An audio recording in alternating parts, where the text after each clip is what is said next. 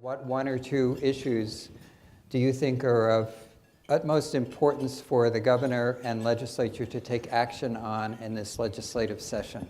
Right. Well, it's good to be here, Mark. Thank you. And Gaddy, thank you for opening us up. I don't know what it means that I'm the only one here. I have a lot of time on my calendar. But you know, there's of course always a list of issues and challenges that we are working on in California. I have to say that while if I don't mention something that you care about, I'm sure you'll tell me. But you know, when I have to get reelected, you know, people ask me that all the time in community groups, and I start with a list, and I watch their eyes glaze over, and I'm like, no, seriously, these are all issues that are important to someone in this room, and I take that very seriously. But having said that, I've said this for quite a long time. The growing crisis around the lack of housing supply for all levels of Californians is one of our most critical issues that you saw the legislature has tried to work on year over year, and Governor Brown supported a lot of issues in the last 2 years. The voters have supported propositions to help us on the money end of things. I think it's going to continue to be an issue, and I'm really pleased to see that Governor Newsom shares a concern and a passion, and it's not a new concern and not a new passion of his, it's longstanding. Another topic that's very much on Californians' minds today is the PG&E bankruptcy. PG&E bankruptcy, certainly for the victims of the wildfires, they're now wondering what that means for them. For the ratepayers, they're wondering about that, and for Californians in general, as you mentioned, we live in a time now when wildfires seem to happen with greater ferocity and greater frequency, and this impacts our utilities. But what do you see as the legislature's role around the PG&E bankruptcy now that it's gone into a court situation? Well, when you have bankruptcy, that sort of takes away our ability as a state to have the kind of control or ability to negotiate some of these things that you might hope for. So a lot of it, of course, now that trigger has been pulled, is removed from us as a legislature. However, it is our responsibility and that of the administration, and I know that Governor Newsom has taken this very seriously, almost from day one. In fact, the day he was sworn in, he called the speaker and I down, and we immediately had conversations. Now, that was his big day, right? Well, it might have been the next day, but regardless, I mean, you know, he didn't get much of a honeymoon, if that's still politically correct to say. But he didn't get much of a reprieve before he called us in, and he'd already been doing work on this with his team and his staff. So there's a broader impact here, which is going to impact the entire state. And our priority has to be focused on the fire victims, on the ratepayers, and on our energy grid. And I think when you get into a situation like this, and as some of the folks here know, it is very complex. You've got FERC, the Federal Energy Regulatory Commission, is involved because there was an action taken where PG&E filed for injunctions against 2 energy providers, and FERC granted that. Well, that interferes with our ability. Those 2 entities don't just become debtors in a bankruptcy process. So it's complicated.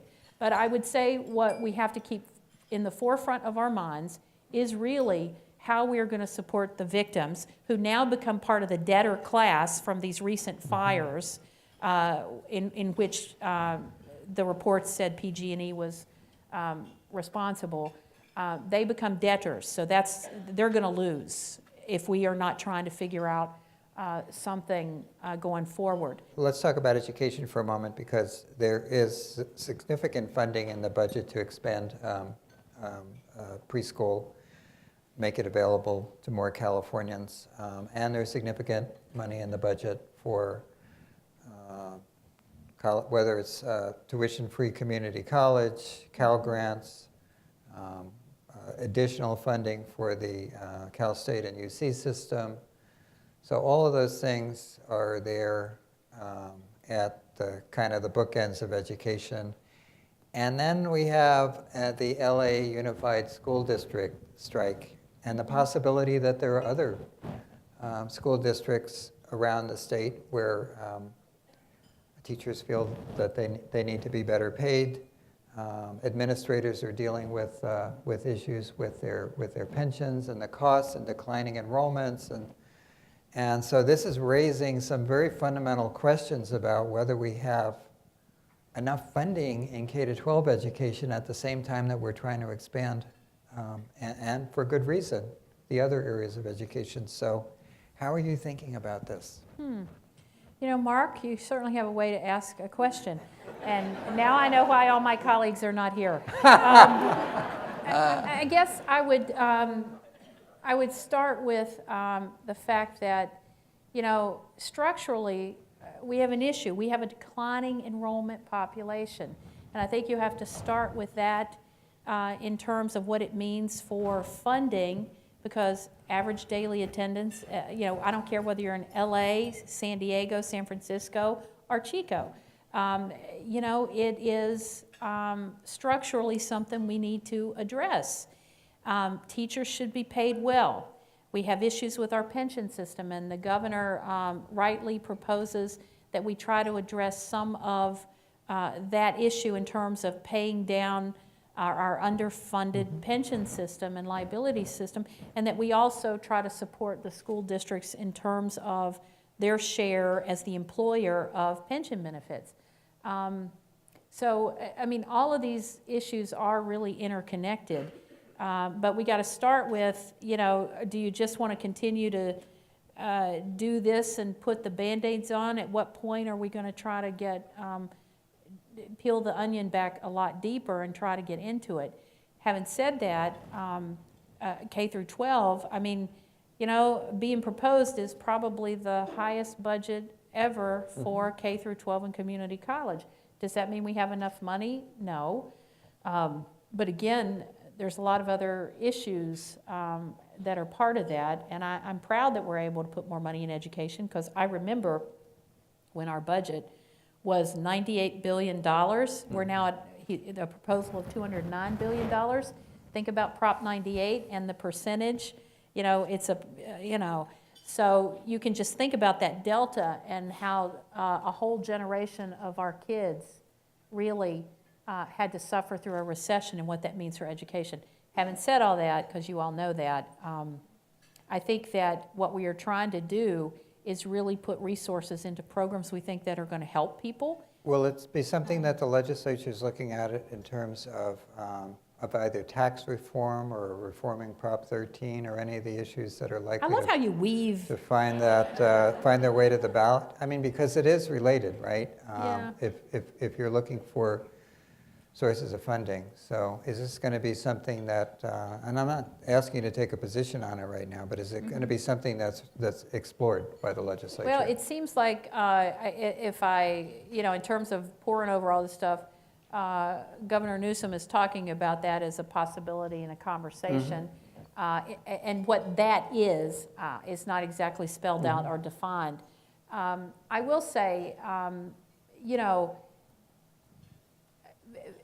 people at higher income levels have done very well in California. Now, you may think not if you're one of those folks, but the data backs it up that people, we don't necessarily have a revenue problem in terms, or income problem. What we have is lower income and middle income Californians who really are paying taxes, and the higher income levels have made more money. So however you want to approach how we reform, look at it, the bottom line is I don't think it is good to deal with all the other issues you poll on and bring up around poverty, to think about passing higher taxes, however you do it. I don't want to get into the Prop 13 or a service tax or all the ideas, But I'm not interested in trying to figure out how to put higher taxes on lower income and middle income families. Okay. We have a problem right now that we are losing the middle class. You know, so I think we better be really thoughtful about how we approach Good. it. And I'm really not trying to dodge what the No. answer is, but I think we need to look at the data, because headlines are one thing. You know, highest, people are leaving California, businesses are leaving California, companies are, that, the numbers do not bear that out. And people are starting to leave California because of the cost of housing, and they can't afford their housing. Those other numbers and those things that people always hit me on at community meetings, I go back to my staff and I'm like, are businesses leaving California? Small businesses, large businesses, and the data doesn't exactly prove that. I think this is a good place to end it. To be continued. Thank you. Mark, thank you. Thank you.